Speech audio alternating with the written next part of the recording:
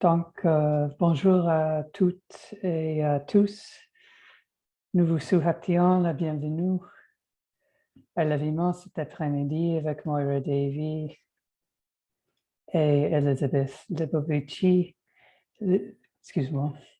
Lebovici, présenté dans le cadre de l'exposition Les Février sous le commissariat d'Andrea Cunard, organisée par le Musée des Beaux-Arts du Canada et à l'affiche à la galerie Léonard Davey Allen jusqu'au 9 avril.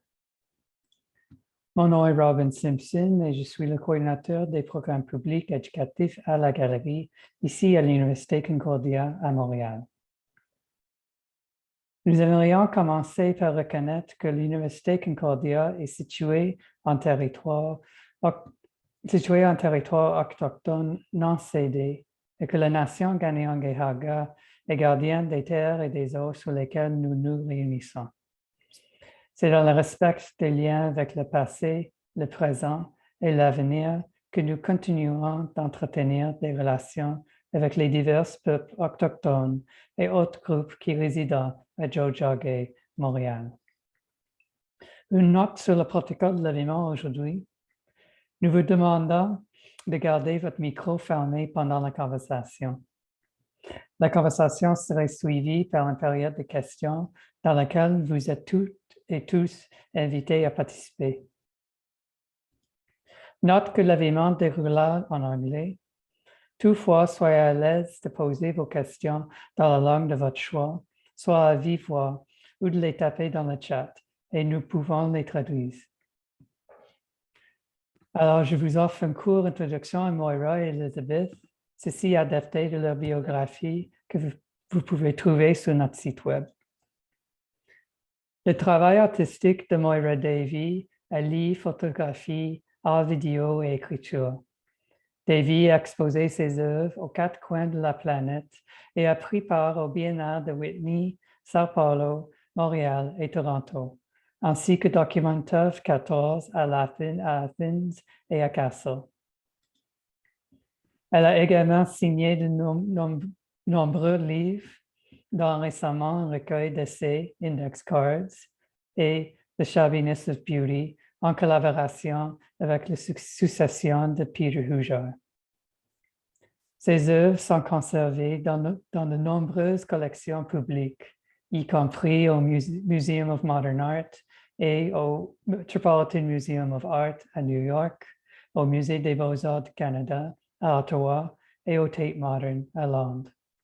Une rétrospective de son travail vidéographique serait présentée au Museum of Modern Art à New York en 2022. En 2020, Davey s'est vu attribuer la bourse John S. Guggenheim. Elisabeth Lebovici est critique et historienne d'art. Elle a été journaliste à Libération de 1991 à 2006. Elle tient un blog critique, La Bovis, activiste dans la lutte contre le VIH-Sida. Elle est membre fondatrice du Fonds de donation lesbienne d'intérêt général. Son plus récent ouvrage, Ce que le sida m'a fait, art et activisme à la fin du XXe siècle, a reçu le prix Pierre Dax en 2017. Elle co-dirige depuis 2006 avec Patricia Falgueres et Natasha Petrezin-Bacheles un séminaire à l'École des hautes études et sciences sociales intitulé Something You Should Know, artiste et productrice auquel Moyra Davey a participé en tant qu'auditrice et intervenant. Hello, everyone, and welcome to this afternoon's event with Moyra Davey and Elisabeth Lebovici, presented as part of the exhibition Faithful, curated by Andrea Cunard, organized by the National Gallery of Canada, and on view at the gallery until April 9th. My name is Robin Simpson, and I'm the coordinator of public programs and education here at the Leonard and Bina Allen Art Gallery. We would like to acknowledge that Concordia University is located on unceded Indigenous lands, and the Ganyangehauga Nation are recognized as the custodians of the lands and waters on which we gather. We respect the continued connections with the present, past, present, and future in our ongoing relationships with Indigenous and other peoples within the Tiohtià:ke Montreal community. A short note on protocol today. We ask you to please keep your microphones closed during the conversation. This conversation will be followed by a discussion during which you are all invited to participate in. And now a short introduction to Elisabeth and Moyra, adapted from their bios is found on our website before I pass it on to them. Moyra Davey's work comprises the fields of photography, video, and writing.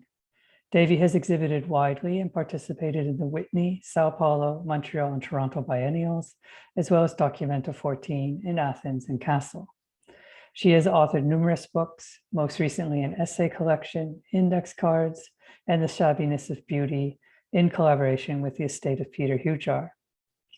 Her artworks are held in numerous public collections, including the Museum of Modern Art and the Metropolitan Museum of Art in New York, the National Gallery of Canada, Ottawa, and the Tate Modern, London. A survey of her videos will be presented at the Museum of Modern Art in New York in 2022. Davey is a 2020 John S. Guggenheim Fellow. Elisabeth Lebovici is an art historian and critic living in Paris. She was cultural editor for the daily newspaper Libération from 1991 to 2006 and maintains the blog Lebovici. Formerly an HIV/AIDS activist, she's a founding member of the Lesbians of General Interest Fund. Her latest book, Ce que le sida m'a fait, Art et activisme au fin du XXe siècle, received the Pierre Dax Prize in 2017. Elisabeth co-curates with Patricia Falgueras and Natasha Petrezin Bacheles a regular seminar at the École des Hautes Études et Sciences Sociales in Paris titled Something You Should Know, Artists and Producers, which Moyra Davey has participated in as both a listener and a speaker. So I'll pass it on to Moyra and Elisabeth. I hope everyone enjoys the conversation, and we're looking forward to your questions and comments at the end. Thank you. Yes, hello. Moyra, can you take out your microphone? Yeah, great. Yes, that's great. So hello, everybody. Hello, Moyra. Hello, everyone. Thank you for coming to this conversation that I'm very, very much looking forward to. I'm in Paris right now. Moyra, where are you right now? I'm in New York City. So you installed your show, attended the opening, and just left. Yeah, I was just in Montreal. I got back yesterday, and in fact, the show was installed when I arrived, and which is something that has, began to happen during the pandemic. Certain shows could be installed with the artists remaining offsite, and my work is actually adaptable to that. It's photographs and video, so it could be done very well by the curators, and I would just see photographs. And so anyhow, I arrived and we did the lighting and we did sound checks, and I'm really delighted with how it looks, and the fact that I could be there in a gallery space with a lot of people was really fantastic. Mm-hmm. Yeah, it's also a way to see a lot of your work again. It's a retrospective, if I do remember. And so it made me want to begin our conversation about conversation with the two inaugural conversation, for me at least, where I was introduced to your work. And it was with two women, two very interesting, and I have to say fantastic art critics, art historians, curators. The first was Helen Molesworth, who actually was so in love with your copperheads, and she, it was one of the important things that we communicated on when we met, actually.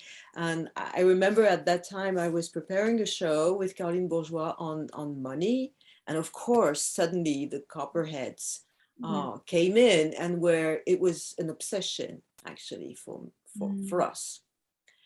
And the other one, sort of at the same time, was Catherine Lord, who at the time I think was still teaching in California before she left for New York.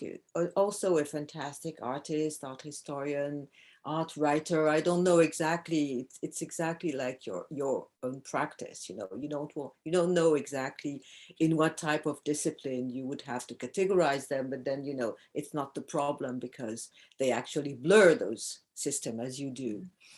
And I think it's very important. And Catherine Lord was obsessed by the little scenes, little vignettes that you actually photographed, that were the scenes, the anecdotes, the scenes that are actually engraved in banknotes. And it was very, very funny to me, because she was working on this book she actually published, years later, with Richard Meyer, called Art and Queer Culture. And it was hysterically funny at the time, because she was absolutely thinking that art and queer culture was those vignettes, and that the work you were doing on those people encountering on the street, cruising on the street, she would have said something like that, which are in the middle of banknotes, indeed. And you'll explain that to us maybe a little better, where the epitome of a queer position inbredded. I don't know if it was in the scenes themselves or in your relationship to the scenes themselves, which is quite an interesting thing, the relation indeed of the photographing to the gaze. So, since it is the first, chronologically, the first works that one sees in your show, could you, expand on that conversation? Yeah, sure. So in fact, the vignettes they're not in the show, but there's a big installation of copperheads, actually 150 copperheads. It's a piece called the EM Copperheads, because they were loaned to me.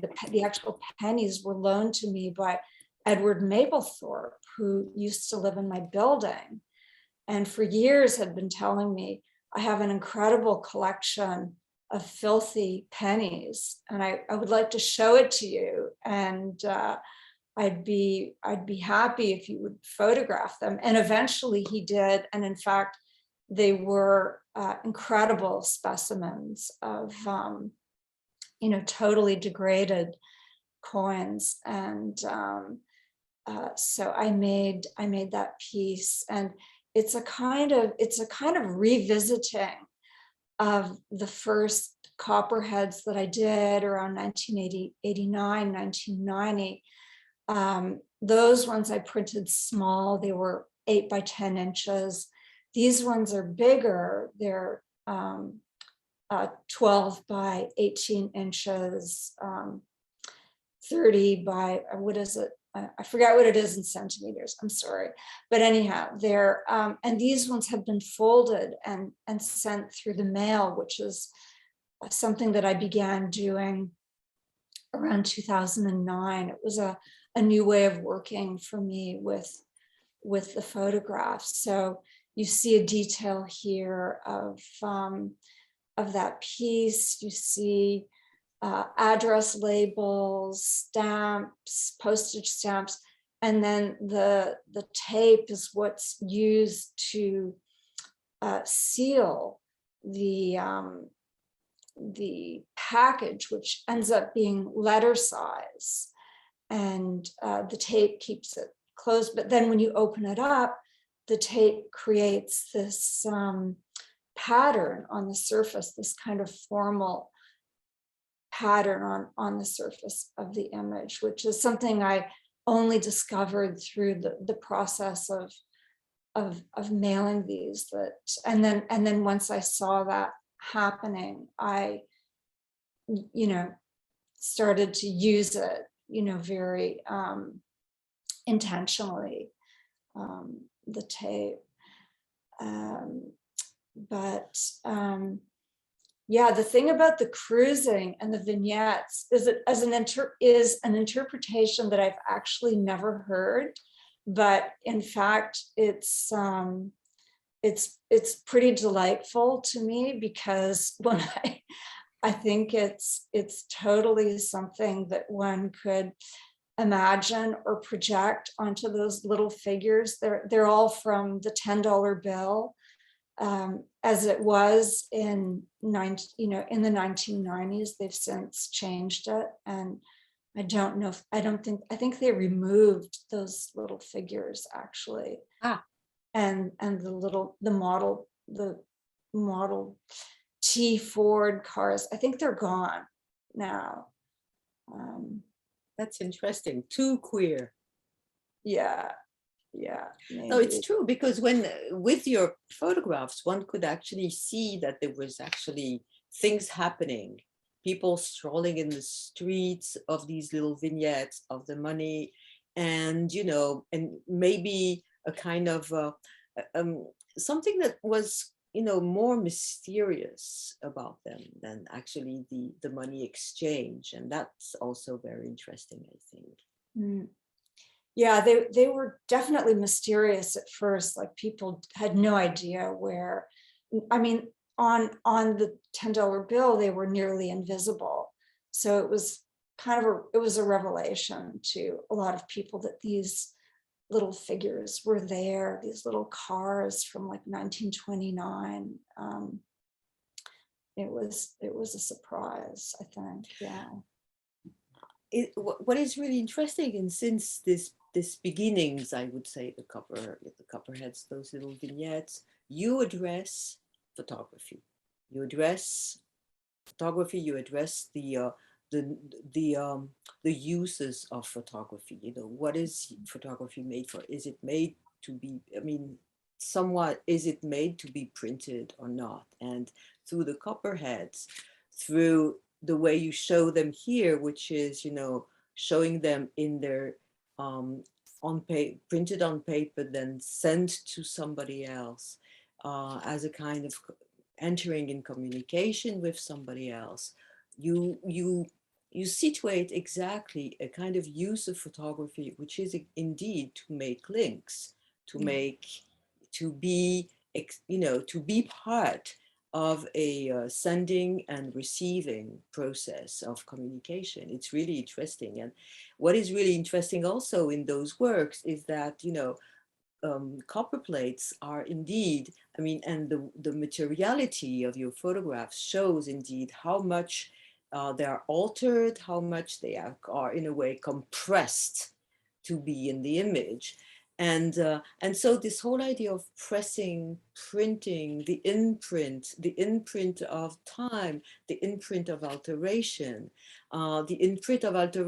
in commerce, in the commerce of money, is something that immediately shows a number of questions about why photograph. Huh?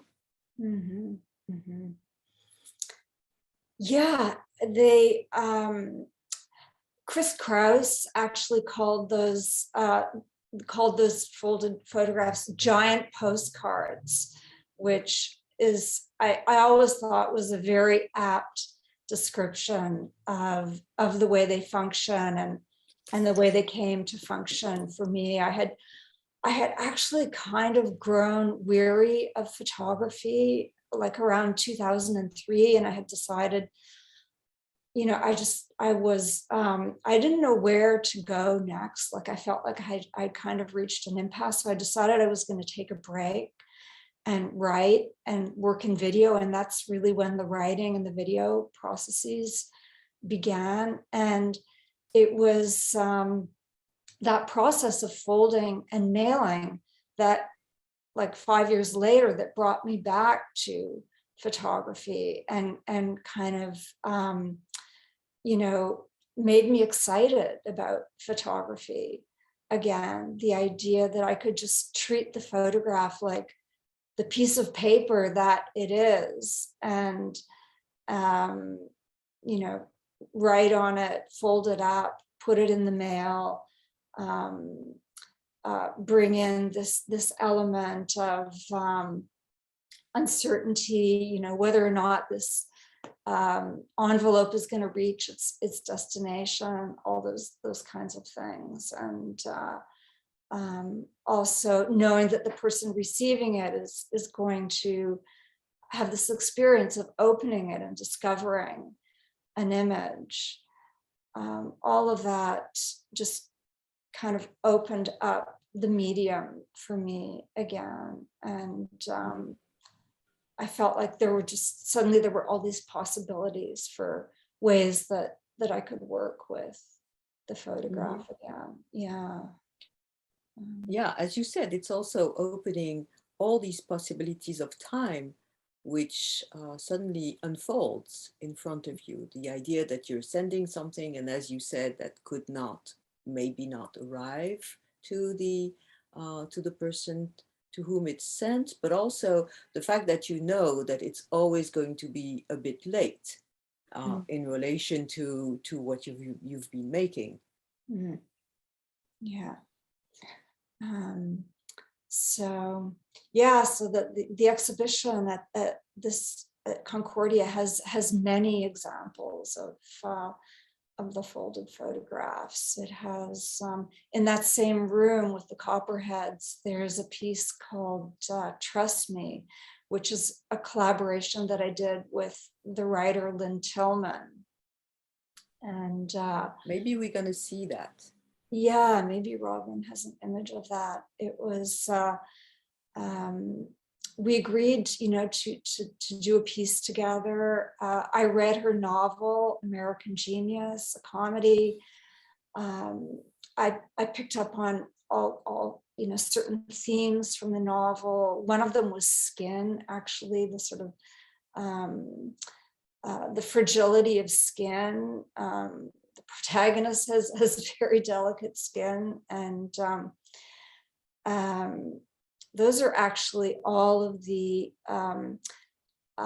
bills that I got from my psychoanalyst when I was in analysis for 5.5 years, and they have a coating of dust on them that you can't really see. But anyhow, just to say a bit more about the piece. So I made all these photographs that were, you know, my response, like, so this medicine cabinet filled with products, many of which are skin products. And I folded them up and I mailed them to Lynn. This is some hair on the edge of a bathtub. And she was going to write a text in response to the photographs, and she did. But in the end, we went back to a text, a paragraph in the book that I had highlighted when I was reading it and had completely forgotten about. But then when I reread it, I realized it was absolutely perfect for the series. And so I printed it and just divided it up. I think there's 16 photographs, and it fit absolutely perfectly with the 16 different images. So yeah, this is one of the few examples where there's actually writing other than the address, where there's writings, authored writing on the photograph. In fact, the piece that I'm working on now, which is a kind of sort of a meditation on the work of the French writer and photographer Hervé Guibert, is going to involve writing for the second time. And I'm very excited about that. There's going to be excerpts from a diary that I kept, and I'm excited to try that out as something new. I've long admired photographers who incorporated writing into their work, like Mark Morrisroe and Francesca Woodman are two like really prime examples for me. And of course, then there's like very like famous old school people like Danny Lyon and Jim Goldberg and Robert Frank. But I'm going to, I'm gonna see if I can make it work. And it's a work that's going to be a homage to Hervé Guibert, who I discovered recently actually wrote on underneath some of his photographs. And of course, he made a book, a wonderful book called Suzanne et Louise, in which he photographs his aunts and has a handwritten text next to the photographs. It's a very special book. What is also interesting in your interest to Guibert is that he first actually started as a photography critic for Le Monde. And he was a very respected photography critic. So he was actually writing about photographic exhibitions that just had begun to happen, you know, on a regular basis and in a gallery form around Paris. And he was the first one to actually seize, or he grew up with this this movement of the exhibition and the commerce of photography, of contemporary photography, at least in France in the late 70s. He was the photography critic for Le Monde, which was quite a respectable newspaper, and is still. And it's interesting because, you know, from that position, again, there's this shift towards making photographs and, of course, writing, you know, fiction, and then writing, you know, his a kind of auto fiction, you know, that will accompany him towards the end of his life, and then making a film about himself. So there is all these traverse of, again, of medium and fabrications that you know well about too, that you know how to associate, you know how to converse about. So again, going from, you know, a relation to the others, writing or photography, and making your own or showing your own, how does it work? How does it look? Wait, what is the question, Elisabeth? Like how? Yeah, so you read, is it when you read something that you want to enter the conversation, or that you are sending the conversation on, you know, like you're sending your photographic papers and your images? Yeah.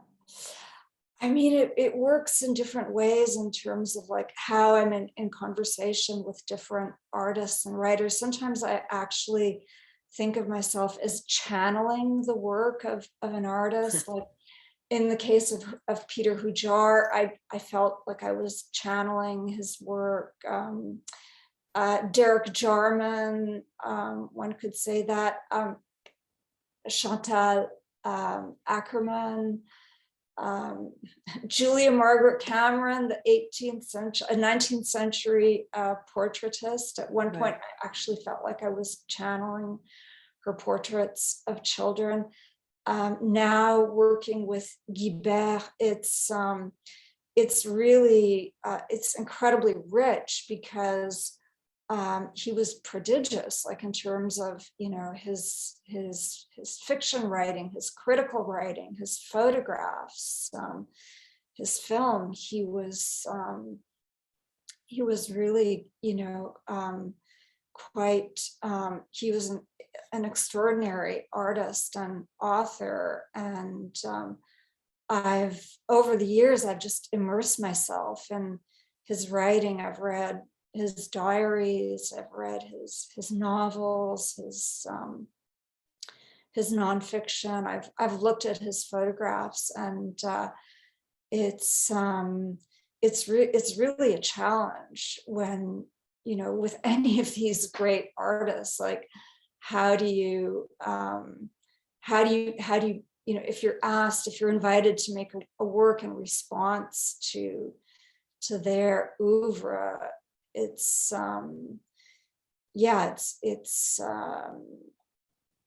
But nobody's asked. You are asking yourself, isn't it? no, I get asked, Elizabeth. You get asked. I get asked, like I was asked to make a film or a work. Yeah, it was a film, a video in response to Jarman. Ackerman, no, I was not asked. Guibert, I was asked actually to make a work. And, you know, on the one hand, it's wonderful to get these invitations. It's giving you a kind of permission.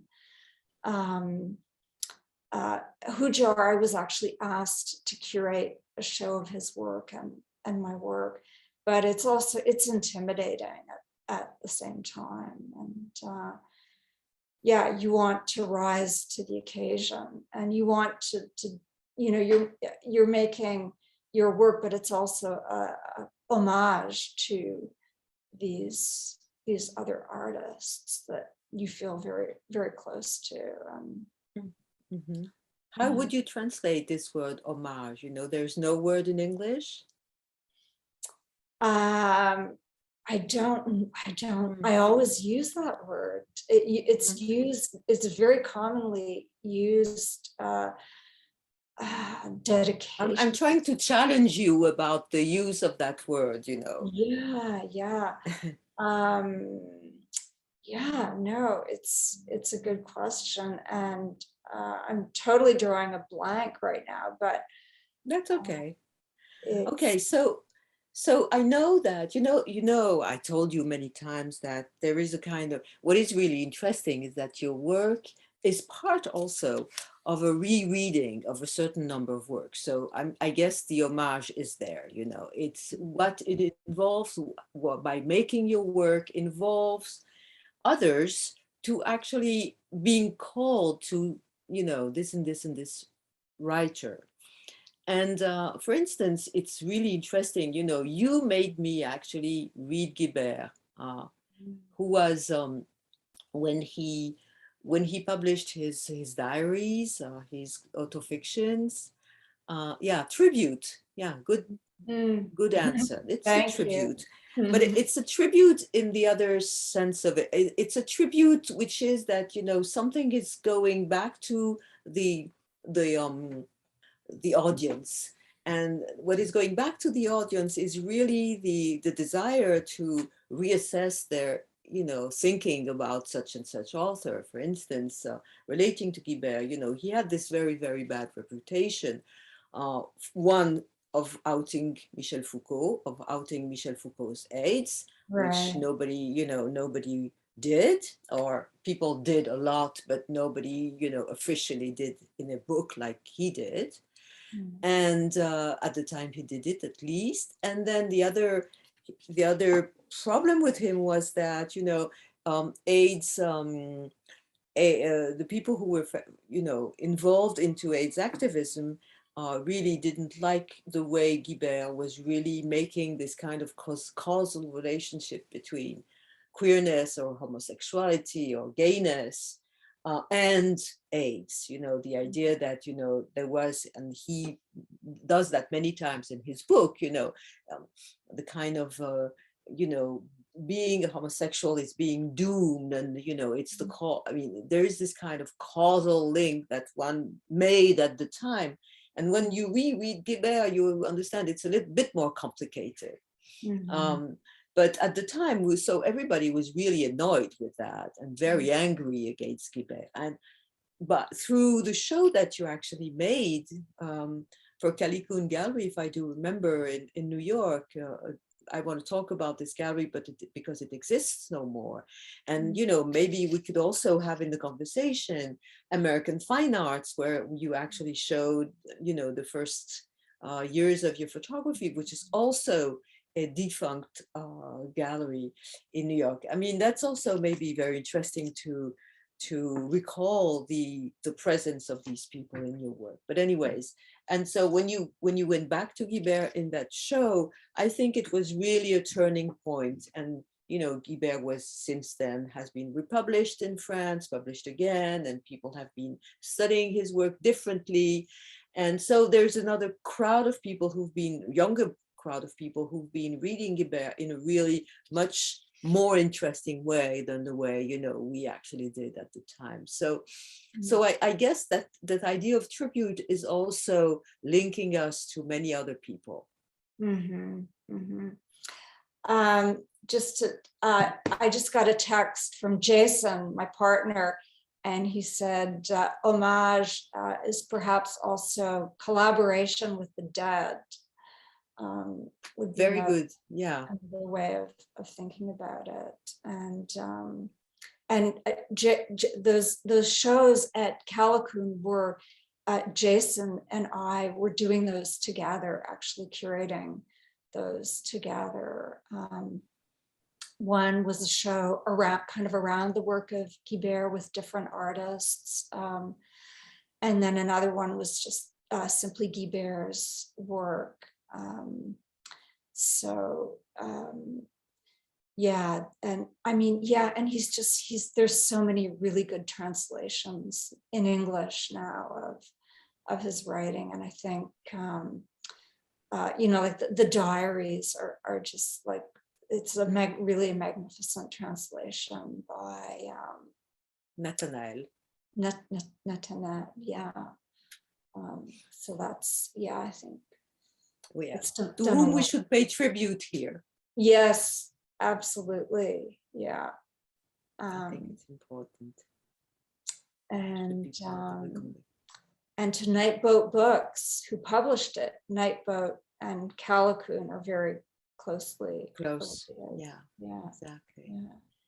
Yeah. So do you want to talk a little bit about Colin Delamp? Because he, of course, he wasn't supposed to be in our conversation, but I think for the people who haven't lived this moment in New York, it's important to know.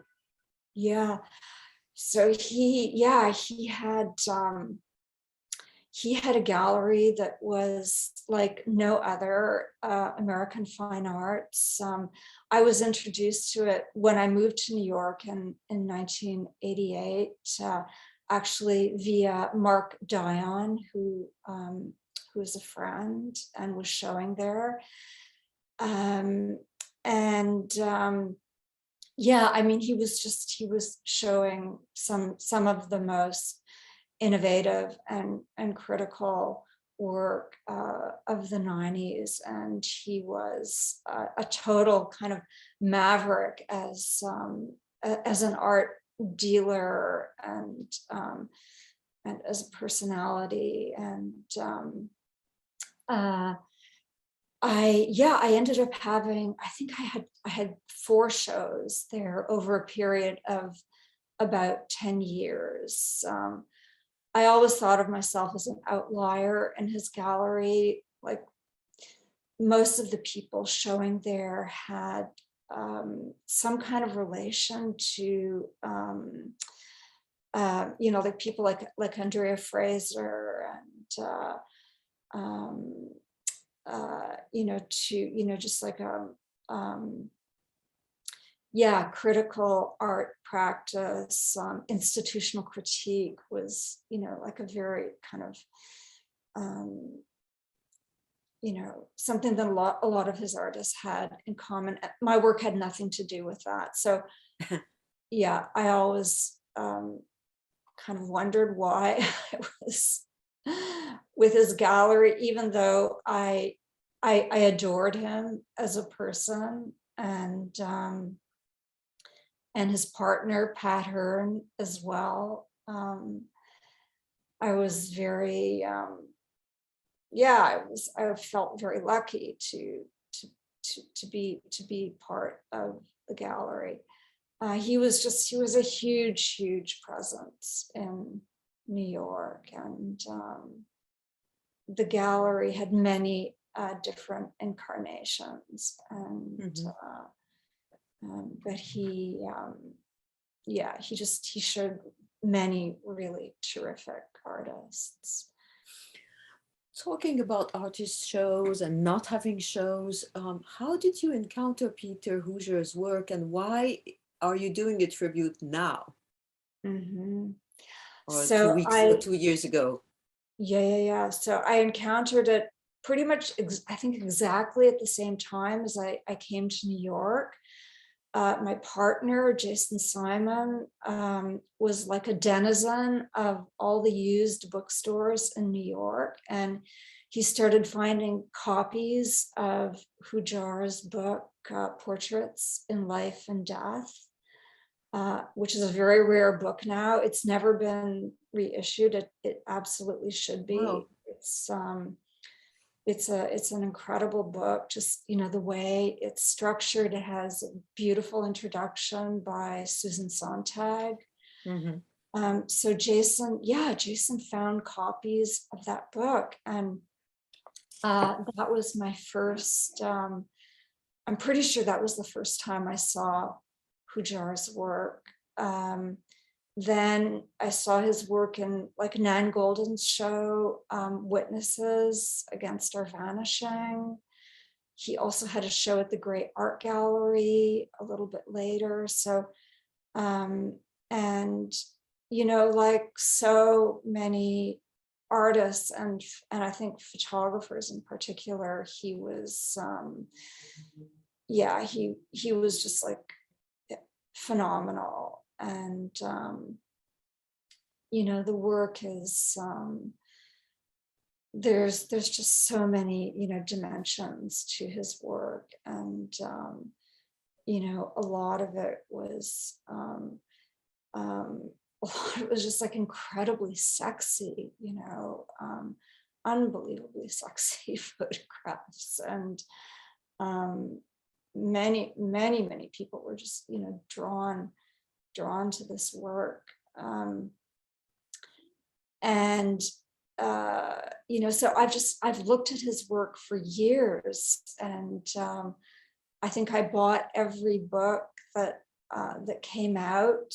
He started, he was a bit of he was still kind of underground a little bit. I don't know if that's the right word. He was known, he was very well known to a kind of cognoscenti, but he didn't have like the high profile of Robert Mapplethorpe, for instance, even though he was just like hugely admired by Right. people in the know, let's say. But over the years, his work became more and more exhibited.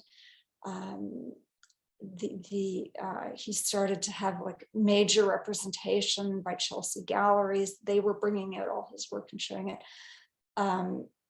Eventually, the Morgan Library Yes. did an incredible show, which went to the Jeu de Paume in Paris, and an incredible catalog with essays by several really, really great essays that just like illuminated all these different aspects of his work and his life. There's one in particular by the curator, I think, at the Morgan, Joel. I'm blanking on his last name, but it's a really totally riveting. Unfortunately, it's over there, so I can't. I know mine is up there too. Anyhow, so I was asked to by Buchholz Gallery in Berlin, Gallery Buchholz, to they really wanted to do a Hoosier show, and they asked me if I would curate a show of his work alongside my own. So that's how I ended up, all like 30 years later, 20 years later, whatever it is, doing this show, and then eventually making a book and writing a short piece for the book. And Eileen Miles we invited to write an essay. And so that's the book, yeah. When we spoke some time ago, you were particularly interested in Peter Hoosier's animals, portraits of animals, and particularly, of course, horses, because there's a horse in your life too, and that it has become an important, conversation in your life. And I was I was intrigued by the way you have turned around, the portrait of the horse. I'm doing a very interesting slip, from the house to the horse. There's a lot of the house, and now there's a lot of the horse. Yeah, I mean, I always loved his animal portraits. They're really, he was absolutely the best, I think, when it came to photographing animals. He just really had a way with horses and dogs and geese and cows and whatever. Like he, there's a kind of, after all these years of looking at Hoosier and writing about him, I don't have a spontaneous language for expressing my love and admiration for him. But anyhow,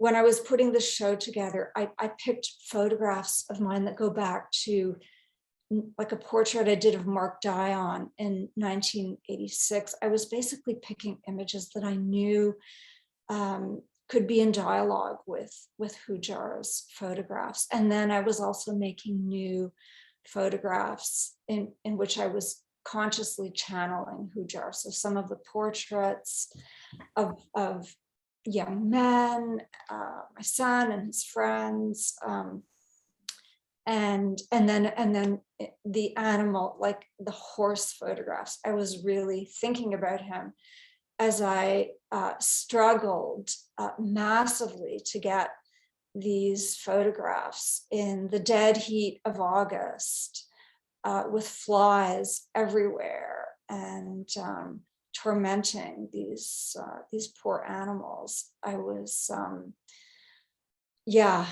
thinking of Hoosier's, kind of majestic photographs of horses where they, they have, I don't know how to put it, like they have a kind of humanity about them, and they have he gives them like a sort of personality and a kind of dignity and like I don't know, a humanness. I barely feel like these, measure up to what Hoosier was able to do with horses, but I tried my best, and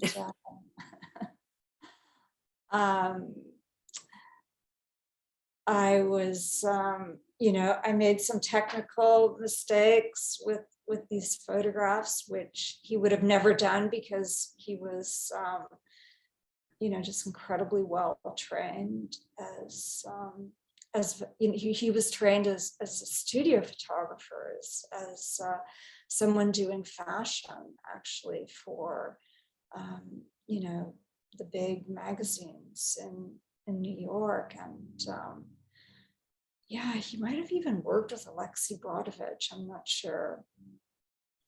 But yeah, he had impeccable technique, both as a photographer and a printer.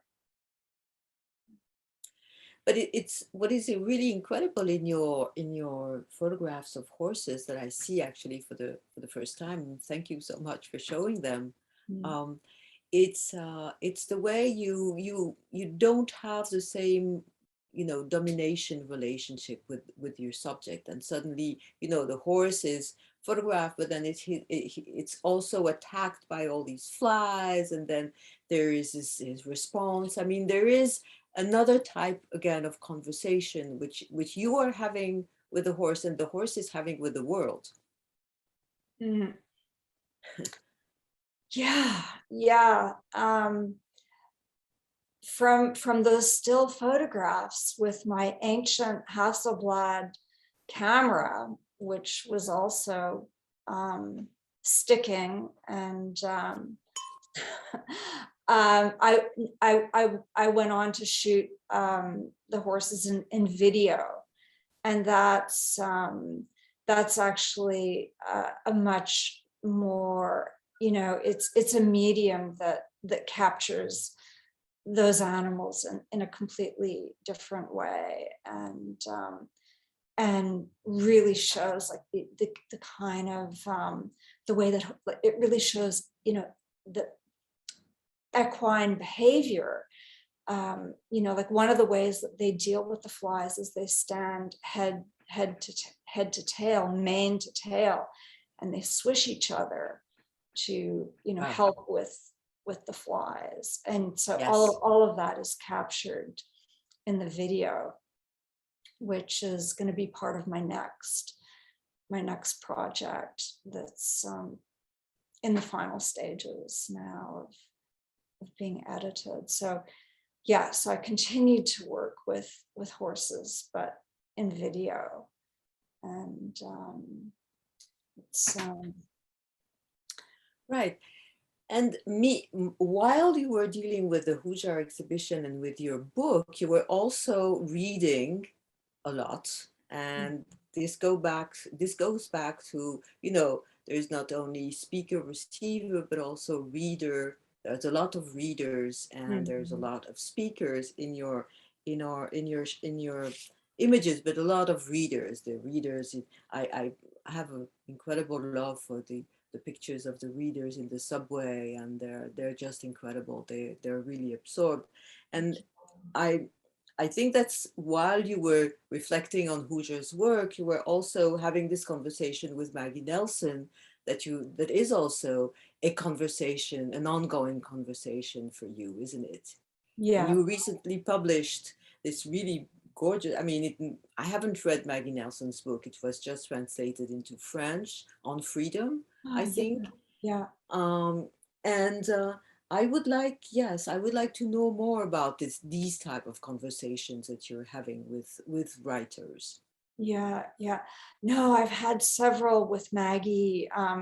We did one for Bomb magazine, and then when my book Index Cards came out, we did one of those kind of promotional conversations that was incredibly fun. She's a really delightful person to be in conversation with. And then I spent part of the summer with her new book on freedom, and wrote a review for 4 columns.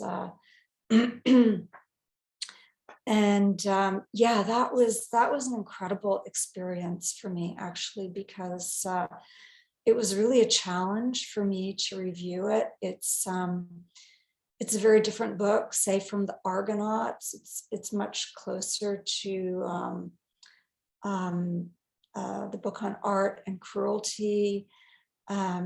It's it's a book that I really had to try and engage with critically. I had to pull out all the stops in terms of my own intellectual capabilities, but I really learned a lot from it. And she, that book led me to all these other authors, actually, because she has a whole chapter on drugs. And she's actually taught a course on the literature of addiction, and which is something that's always interested me. And so that chapter led me to all these authors that I'd never heard of, actually. So I had a great couple of months reading and thinking about that book, and thinking about all of the authors that she brings into it. also, I'm getting tired. I'm really getting tired. I'm like forgetting names, but the person who Tell me. it's Well, the French author who wrote A Planet Called Uranus. Paul Preciado. Paul Preciado. Yeah, he figures. Yes, about the whole idea of auto, using oneself as, using oneself as a testosterone is like a good, she brings that up as like a really good, a positive example of drug usage and just taking it on yourself, like not doing it like in association with pharma necessarily, but he has a word for it that of course I'm forgetting. Hacking, biohacking or something like that. Yes, exactly. That's what Paul Preciado tells in Testo Junkie. Absolutely. Yes, there's a book actually that I've read not so long ago about addiction, which is a dissertation, I think, that became a book about somebody who was also self-intoxicated, talking about her own addiction. But what is really interesting in that book is that it's a kind of negative experience, I would say, because she says that she finds, that no writer, nobody, that has used drugs have actually benefited from addiction. I mean, she's raising the question that, instead of what has been said before, that Baudelaire, and all the confessions of hashish smokers or drugs, drug users or alcohol users are indeed written being out of addiction or not exactly in the moment of addiction. And she really raises the question, is it really when you are high that you actually do the best things of your, in your writing? I thought that was a very refreshing take on, it's a very, very, very long book. I thought it was a very refreshing take on that loaded subject, indeed. Yeah. No, I mean, Maggie talks a lot about that, like, what literature is what really good literature can be produced under the effect of intoxication. And I mean, one of the ones that I discovered who I really liked was Julia Cavan, a European writer. I think she was ultimately British, but she I don't know, she may have been born on the continent, and but she wrote a book called Julia and the Bazooka, and because that was her syringe that she carried in her handbag everywhere, and she lived she actually lived she was a very functional person in her life, in every aspect of her life, but I don't know, I think On Hashish is a pretty great book about and I think Walter Benjamin wrote a lot of that under the influence of hashish, and I don't know who else, William Burroughs. Of course, yeah. Well, I mean, this writer contests that, but we won't have an issue about that. And yeah, it's really interesting because Maggie Nelson also, confronts her writing to censorship and to censorship in writing. And I've noticed that you've alluded in your works to somebody like Violette Leduc, who might be a non-very well-known writer in America. I don't know if she was translated in Canadian, Yes, she's been translated. Yeah. It's been translated. And Yeah. as you probably know, I mean, her book has been, a succession of censorships, and the I didn't know publication. that, actually. I did not Okay. know.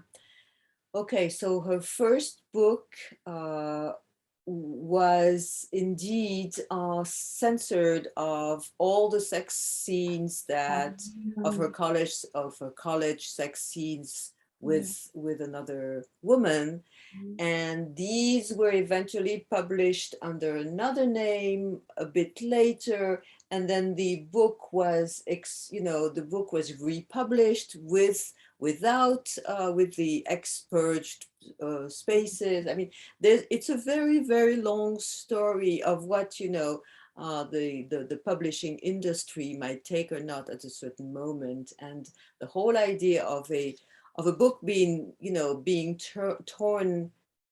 torn like that, mm, before his publication, really also relates me to your work. mm. The fact that you are going to go through, not through the censorship, but you're going to go through the foldings, the turning, the torning of the books and showing them to us.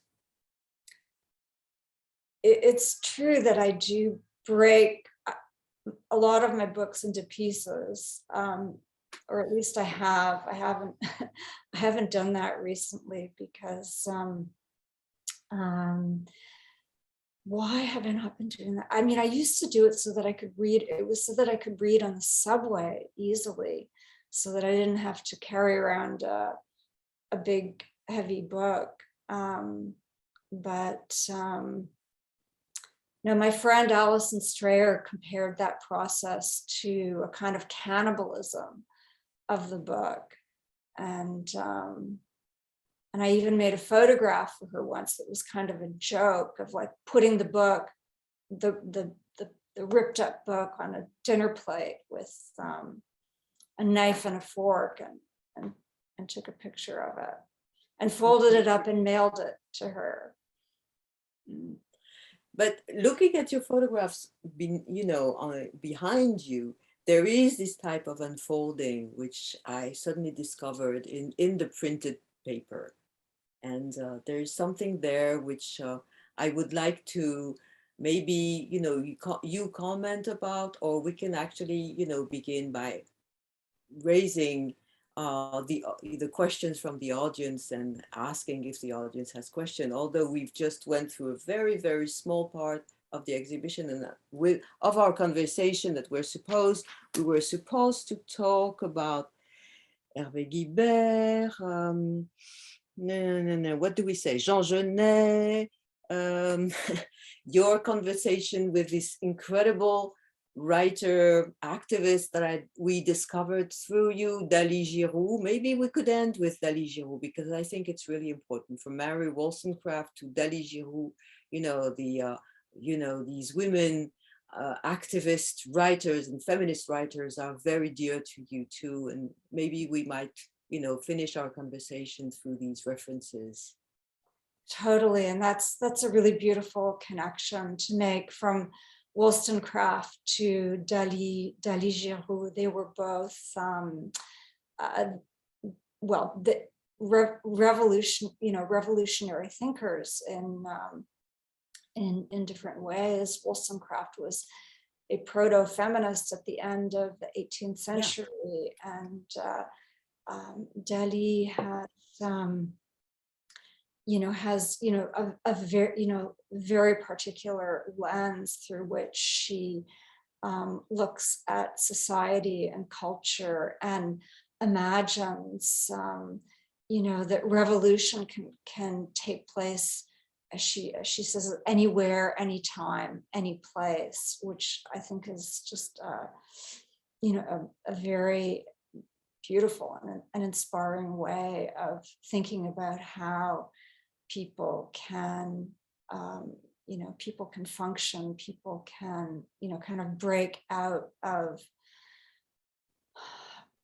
whatever constraints and Whether it's possible to break out any more of anything, I don't know, but at least we can, like fantasize it and project it and like work towards that. And I think that's, one of the things that Dali is, wanting people to take on in their lives. Yeah. So, ending on this eruption is to me very dear. Thank you very much. Maybe we should. No, it was wonderful. I really would like to open up to questions if there are some in that flow of references, and you might have a few questions. I don't know if they're in the chat or.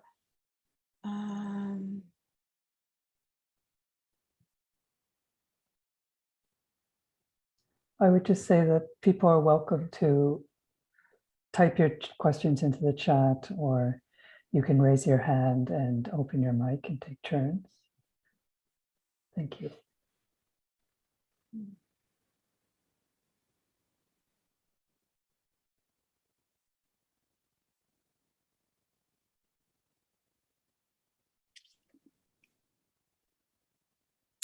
Well, maybe that's where we're going to end. Yes, exactly. No questions. And Dali Giroux. Here's a comment. Fugue state. What do you mean by fugue? Thank you, Matthew, for your remark. What do you mean by fugue? You mean fugue, the musical sense of it? No. A fugue is in a bit of a drugged state. There are sections of Testo Junkie which are written, while he's under the influence of testosterone sort of coursing through. So a lot of that description, you were talking about writers who write before or after inebriation. And I would say, he's inebriated, or at least he claims to be inebriated as he's writing some of the more diaristic aspects of Testo Junkie. Yeah, that's clear. And he's I think he's euphoric even. He's like that he can have this this incredible, like it's like speed, it's like cocaine or whatever without the downside. It's like nothing but joy and the upside and the energy and yes, but I would like to add to that. It's true, you're absolutely right. And I envy this state so much that I want to add that in order to be published, a text is edited, it's printed, you go back to it, there's a big process between the writing under abbreviation and the publishing under your name. And I'm wondering when, how this process takes place, and if it's not, a process of non-abbreviation or,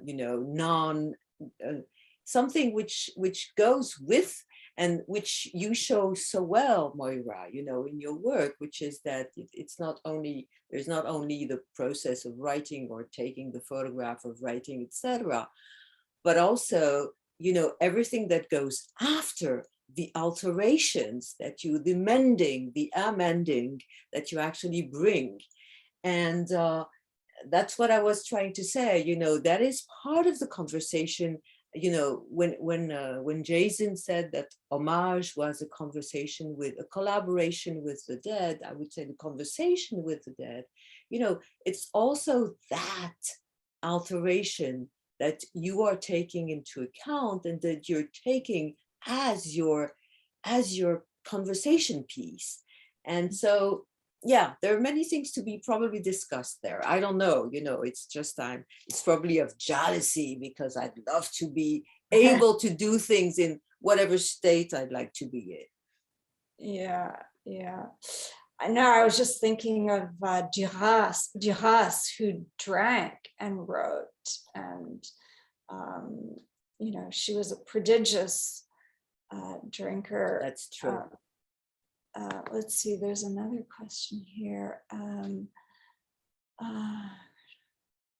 Haunting as homage, yeah. Yeah, that's, yeah. Says, Maya Ray is asking, I'd love to hear more about the discussion on tribute / homage / insert other terms here. How do you navigate tone in such a gesture of making? How do you have a conscious path here? Do you have a conscious path here, or is it more intuitive? Working as homage is such an interesting and complex space.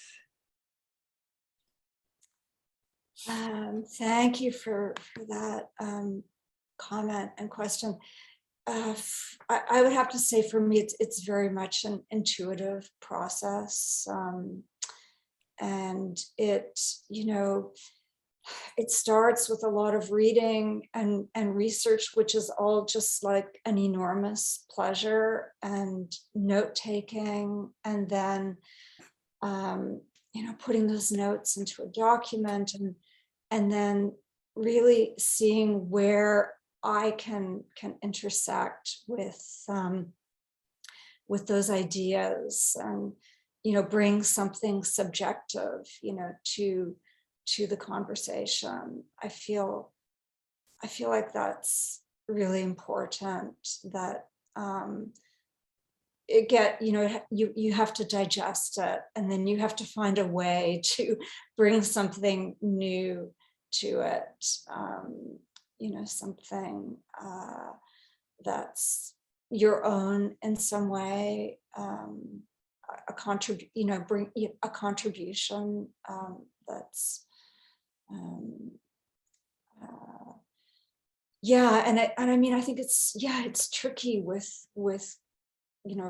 quoting writers, long quotes by writers, and it's a balance also. You can't rely too much on somebody else's writing. You don't want to be stealing somebody else's writing and their ideas. I think that's why it's so important that you kind of integrate it, and then you make something new of it. You were using the words channeling, which I liked very much. So there was that, and there was also the idea of tribute and homage is also something in which you are, there is this element of addressing to, and I think it's also something which is very particular in your work, which is that there is always a number of address in which you navigate, and your work is situated within this whole, well, in my book, about AIDS, I trying to situate in the early 80s and in the work that was made after AIDS, I would say, and we are after AIDS, and we are in AIDS still in this after, because there's no after in a way. This idea that things are dedicated, suddenly things are addressed to people. I think that the whole idea of getting back to a narrative, of some sort, is getting back to that type of things, the fact that the work is not confrontative, it's more, linked to many other narratives that can actually take place within the work, or that the work will open, which I think your work does marvelously. You're not confronting yourself to a dead author or a dead, photographer, or a dead activist or living activist, whatever. You are opening it to a third person and a third part. And that's, I think, is actually the lyrical part of your work, but also the incredible quality of works that have been made since, 40 years or 50 years, being very conscious that, it's opening other narratives. Yeah, that's a really good way of putting it. Yes, I love that, that it's opening up other narratives. And yeah, that's what I meant by the whole kind of process of invention. And yeah. I can't see the questions, actually. I don't know if they're Okay, so Mike Goldby says, I sometimes read your work and admire your writing in tribute to other writers. Then I try to write and find myself writing in tribute to you, writing in tribute to other writers. And then Matthew, Maya, visitation, that is a form of haunting in reverse. They were talking about haunting. Mike, it was not a question. Okay. No, it's comments. It's you're opening the narrative. You're taking part to the conversation. It's much better than questions. Yeah. To which I fear we would have absolutely no answers, Yeah. I think most artists don't answer. They just pose the questions. It's a privilege. It's the artist's privilege and the writer's privilege.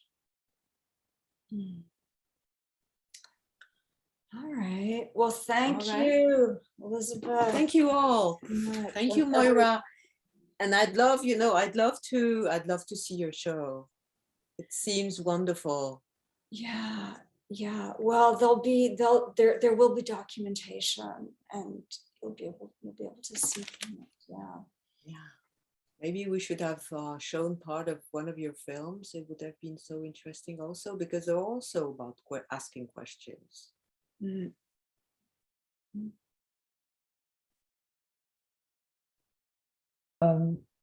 Thank you everyone for attending. Thank you, Elisabeth and Moyra. That was fabulous. This is being recorded. You can see that. So it will be on our website in the archive section, the text and video section, so you can revisit it. And I also just would note that there is another published conversation between Elisabeth and Moyra from about 6-7 years ago that you can find online, that was published by Bomb magazine, which I took some time to read this morning. And so I would encourage you to go back to that as well if you want to continue the conversation in one way or another. And the gallery, we have 3 more public programs related to Moyra's exhibition, and they're all happening on site at the gallery at Concordia University in Montreal. So you're welcome to check out the website for more information on that. And yeah, thank you again to Elisabeth and Moyra for a wonderful conversation. Thanks. And just a fragment of what could have been a larger one. Thank you, Robin.